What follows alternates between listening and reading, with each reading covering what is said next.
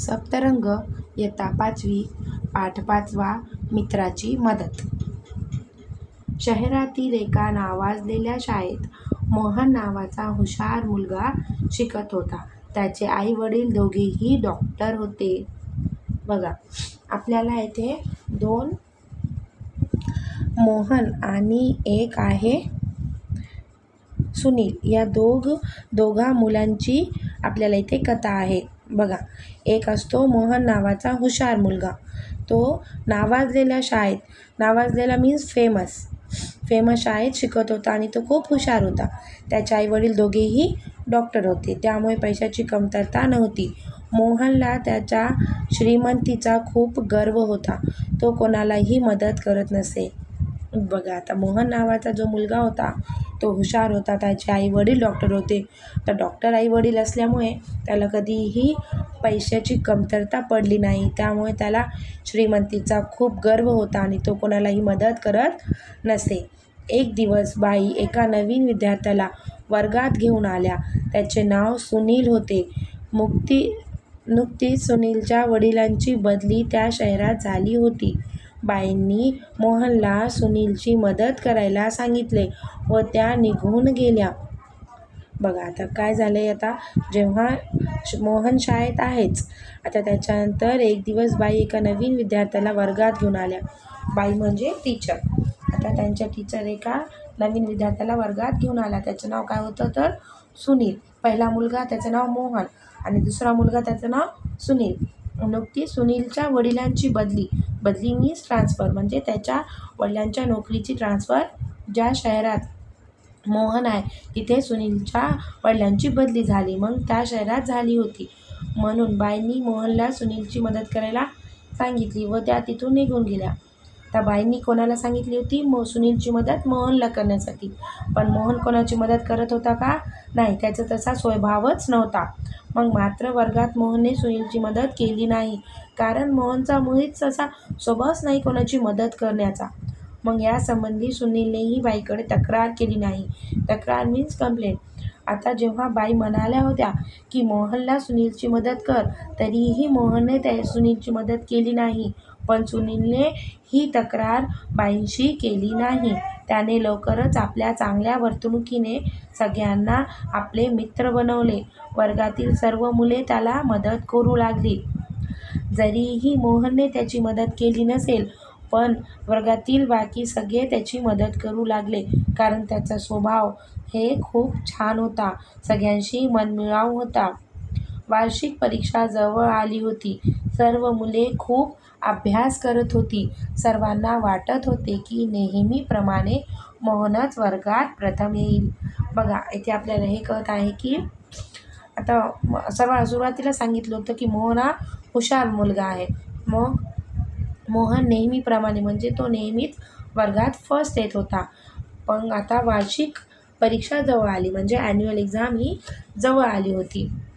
तर बघा आता, पण हे काय, परीक्षेच्या काही दिवस अगोदरच मोहन खूप आजारी पडला. डॉक्टरांनी त्याला विश्रांती घेण्याचा सल्ला दिला. बघा, आता वार्षिक परीक्षा जवळ असल्यावर त्याला अभ्यास करायचा तर आहे, पण तो कसा पडला, आजारी पडला आणि त्याला डॉक्टरांनी विश्रांती घेण्यास सांगितलं. मोहनने वर्गातील इतर मित्रांची मदत करण्याची विनंती केली.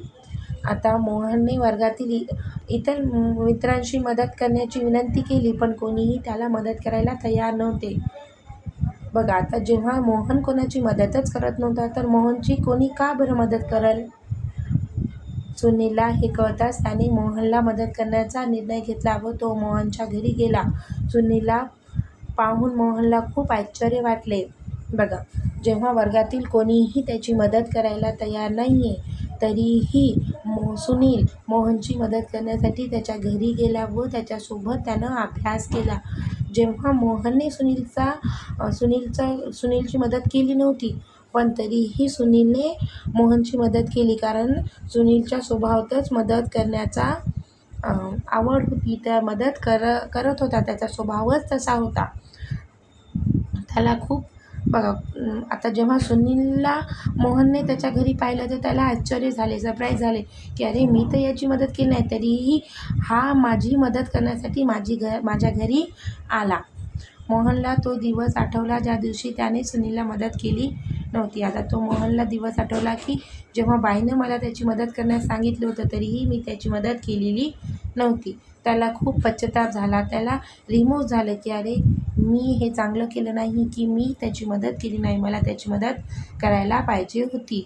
मोहन आणि सुनीलने एकत्र अभ्यास करून सर्व विषयाची तयारी केली. हळूहळू मोहनला बरे वाटले. परीक्षा सुरू झाली. मोहन व सुनील दोघांनाही सगळे पेपर चांगले गेले. आता मोहन आणि सुनील हे एकत्र त्याच्या घरी अभ्यास करू लागले आणि थोड्या दिवसांनी विश्रांती घेऊन मोहनला पण बरे वाटले. परीक्षा सुरू झाल्या आणि दोघांनाही सगळे पेपर चांगले गेले. निकालाचा दिवस होता. निकाल पाहून सगळ्यांनाच आश्चर्य वाटले. मोहन व सुनील दोघेही 96% गुण घेऊन वर्गात पहिले आले.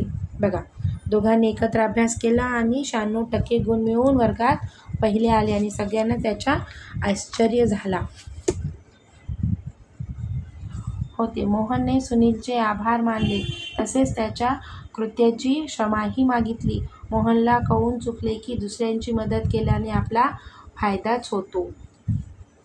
बघा किती छान संदेश या पाठातून आपल्याला दिलेला आहे की कोणाचीही मदत केली तर आपलीही कोणी मदत करते. जर आपणच कोणाची मदत केली नाही तर आपलीही कोणी मदत करत नाही.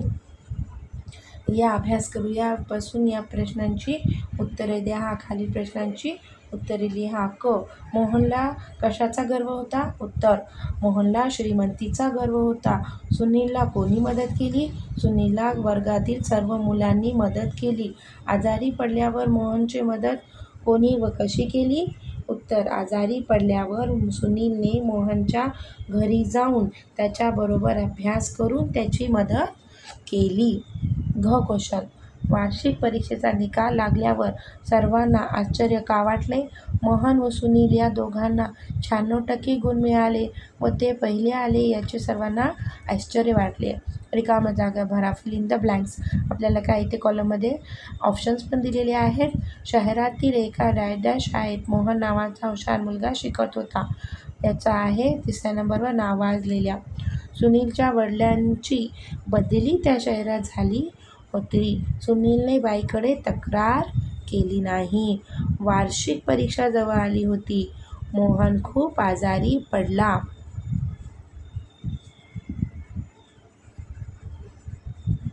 मोहनने सुनीलचे आभार मानले.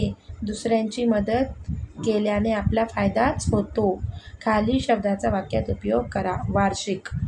वार्षिक परीक्षा संपताच मुलांना आनंद होतो कारण त्यानंतर सुट्ट्या लागतात. डॉक्टरांना आपण आजाराबद्दल सगळं सांगितलं पाहिजे. डॉक्टर हा माझा खूप छान मित्र आहे कारण त्यांना आपण जर सगळ्या प्रॉब्लेम सांगितल्या तर त्या आजारावर आपलं उपचार होतो. आभार. मदत करण्याचे नेहमी आभार मानावे. मदत करणाऱ्याचे नेहमी आभार मानावे. फायदा. सगळ्या गोष्टी फायदा पाहून करू नये. तक्रार. राम नेहमी सगळ्यांची तक्रार आईकडे करतो. तर पुढे आपल्याला आहे सांगामध्ये तुम्ही तुमच्या मित्राची मदत करता का? वर्गात चर्चा करा आणि मला हे याचं उत्तर कॉमेंटमध्ये सांगा. खेळता खेळता. खाली चौकोनात काही अक्षरे दिलेली आहेत. त्याचा उपयोग करून मित्रमैत्रिणींची नावे तयार करा. बघा इथे बघलो आहे नेहा, रेणू, पुनीत, रोहित, ललिता, सोनल, सोहन आणि त्यांची नावे इथे लिहिली पण आहेत.